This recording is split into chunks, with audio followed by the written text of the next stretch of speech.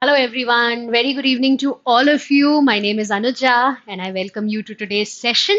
What is this video about? As you can see, this is Introduction and Strategy for CLAT 2023. And as you already know, I'll be speaking about the English section. So, this is super useful for anybody and everybody who's targeting CLAT 2023.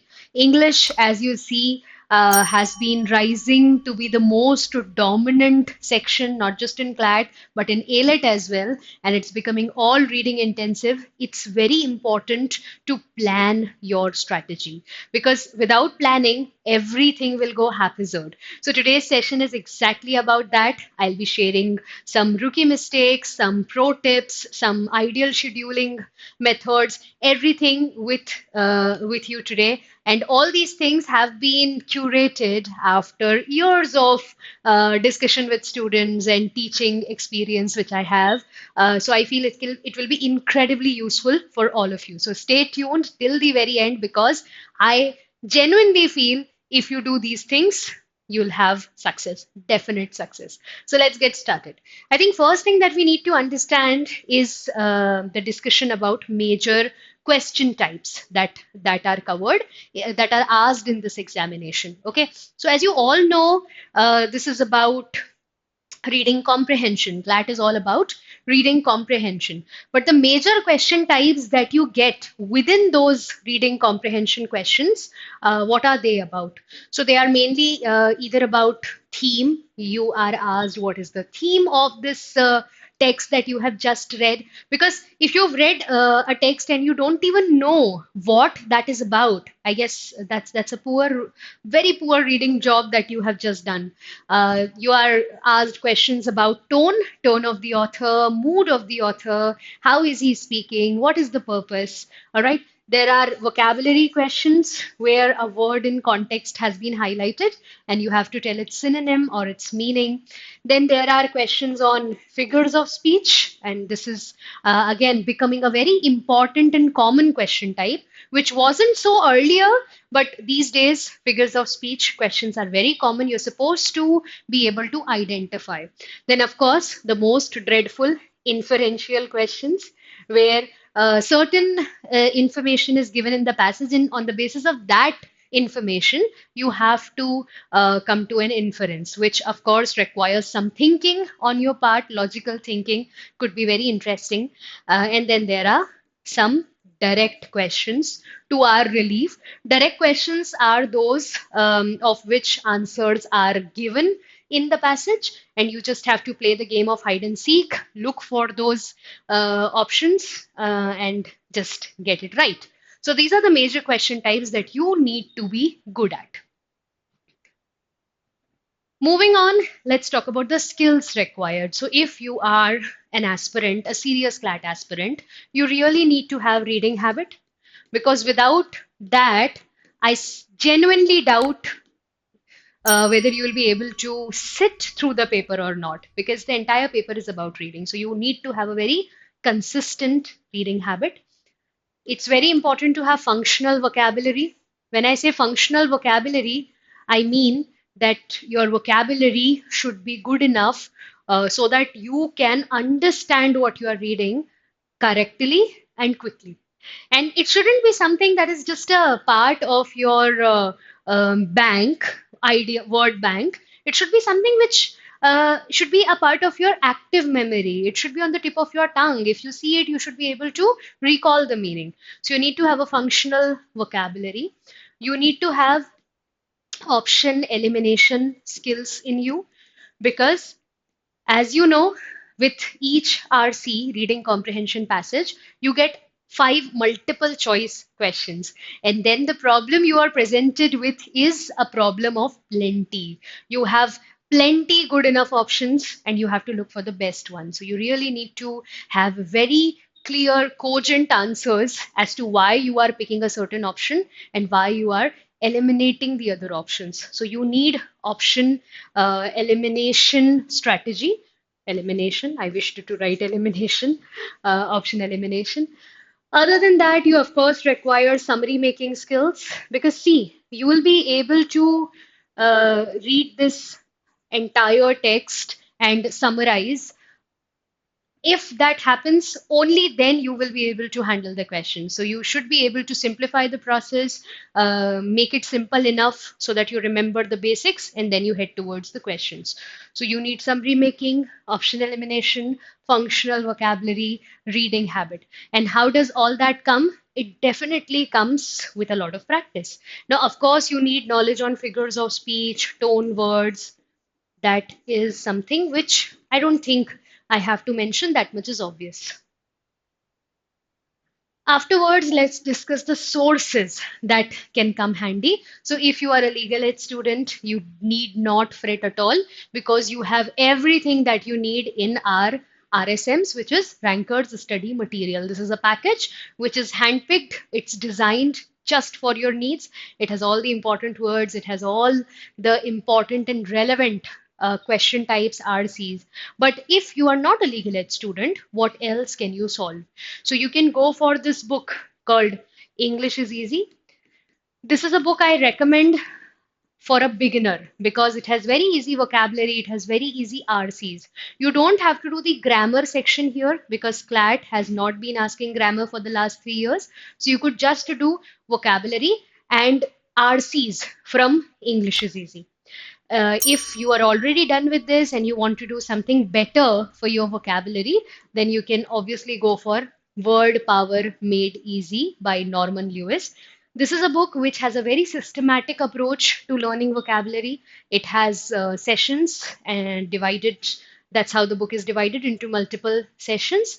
And every session is like a workbook. You have exercises there, and it will be very easy for you to learn. So, this is something you could do separately for vocabulary. For reading comprehension, there is a book that I like. It's called Proficiency in RC, Reading Comprehension. It's by an author called Ajay Singh. The publication is Arihant. It is very interesting in the presentation. So they have divided RCs according to the theme. So some on philosophy, some on arts, some are small, some are medium. The only problem is they don't give explanations, they only give answer key. So if you can manage with that, I think this would be a very good resource for you. But if you're a legal ed student, just go for the RSMs. You will have everything there. But other than these sources which we are using for solving, we should always read editorials. We should always read editorials because that is a major source for cultivating our reading habit. So you could start with the Times of India, you could move on to the Hindu, you could also try the Indian Express, that is something I personally really like, and never miss out on the Sunday edition because Sunday edition is so unique, it is so eclectic. The Sunday Express or the Hindu magazine or the Sunday Times, whichever one you pick, you will have multitude of topics to read from. So it will be a book review or maybe a culinary journey or maybe some interviews. It would be very fascinating. And if you are struggling to develop interest, I think good novels are a must for you. I have talked about a lot of good novels in my series called Book Talks. You'll find it again on YouTube. So please pick out a few books from this series and give them a try. They could really be life changing. So far, I have told you about the sources that you should follow. I have told you about the skills required, and we have discussed the major question types. Moving on, let's talk about your ideal schedule. I think every day, some 30 to 45 minutes should go for editorial reading because that will have multiple benefits for you. Not just English, it will help in GK as well, vocabulary, everything. Next 30 minutes should go in RC solving. In 30 minutes, you can easily do 4 RCs, but your aim is to eventually do 6 because that is exactly what will happen in CLAT. CLAT, 30 minutes, you have to do 6 RCs. 30 minutes should every day be devoted to vocab building. So maybe 10 to 15 new words can easily be processed in 30 minutes. And like I said, you have to develop your interest in reading. So 30 minutes for some sort of leisure reading. You're free and you're reading a book or an article or a magazine, anything to just get yourself in the groove. So this is the ideal schedule. I'm very sure if you follow this, you will see amazing results. Now, a month-wise plan. So, students, we are in July and the exam is in December. That doesn't leave us with a lot of time. So, if I say that we have got August, we have got September, all right, we have October, November, and that's it. December. December will be your examination, and December will November, December will mostly go in revision. So, I think the only months that you have left with are August and September. I think August, the main target of August could be your vocab building because that is like the foundational skill. So, first month can be devoted there. You could also do a lot of general reading like novels, magazines, so that you become curious about reading. You can start with your RC basics. I think in this month you should solve RCs, understand how they work. But by the time you enter in September, I think now it's time to take your RC preparation to a more mature level. So this is where you will do more RCs. And an RC solved but not analyzed is an RC wasted. You know that. So you should do more analysis. You should take a lot of mocks. You should try to see the pattern of errors. I'm very sure that there is a pattern in your errors. So you should see that pattern of your errors and you should then try to troubleshoot it. This is how we will go month wise. By the time we reach December, I think we'll be thoroughly prepared.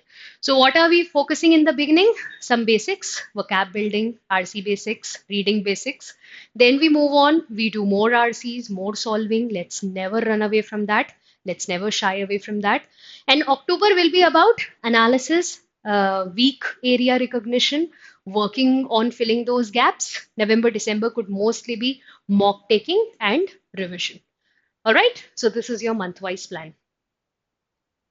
Now, rookie mistakes. Rookie is a beginner, and I know that you're a beginner in the field of CLAT preparation, and that is why I want to warn you that there are some mistakes that every beginner makes, but please, my dear student, do not make these mistakes. Rookie mistake number one is going after lists of words and not reading. Please don't do that. English is not so reductive. It's not just about cramming your head with a list. It's about reading, thinking, opening new avenues for you. It's not about cramming a list. So don't go for that. Okay. Some people just run away from RC solving. They do everything. They even read, but they never solve RCs. And if you are running away from the one question type that is the soul of the paper, then you're, of course, being an idiot here. I'm so sorry, but this is not going to work. So make sure that you solve RCs every single day. All right.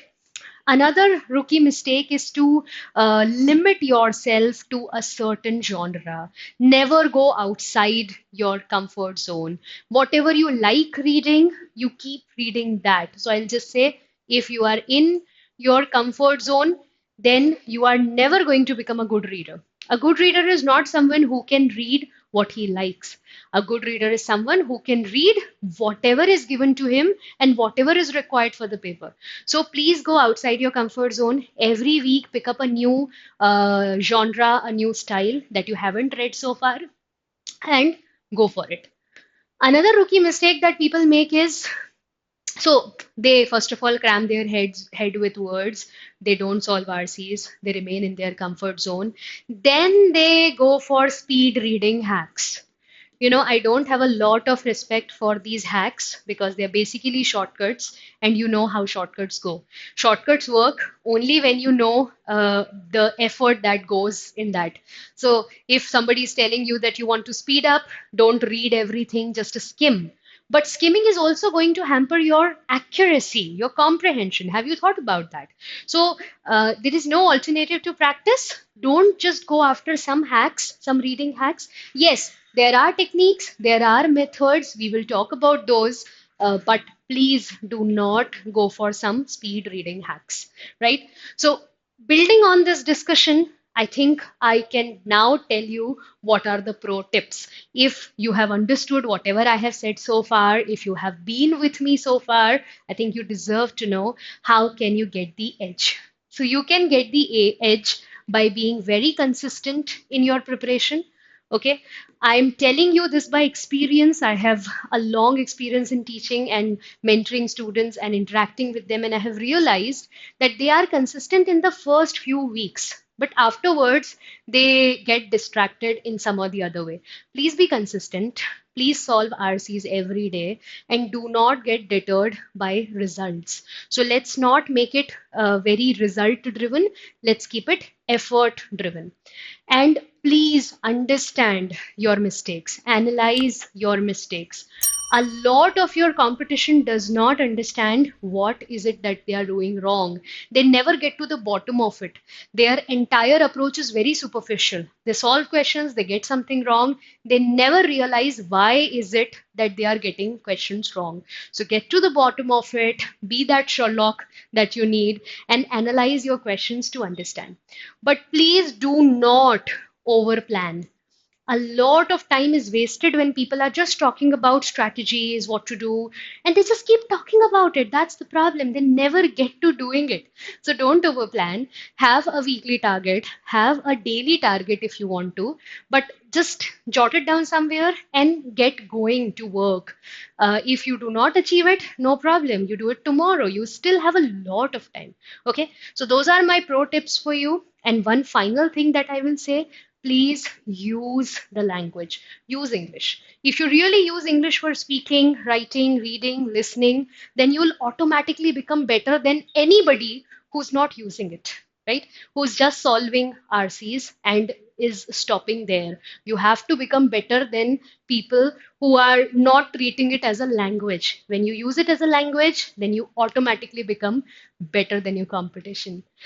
That is all from my side today, students. I hope that I could answer every single thing that came in your mind, because that's how I prepared the presentation. I thought what all questions they may want to discuss, and I included everything. But if at all I have missed on something, please leave a comment for me and I'll get back to you on that. Thank you so much for being patient throughout. I'll see you next time. All the very best for your preparation.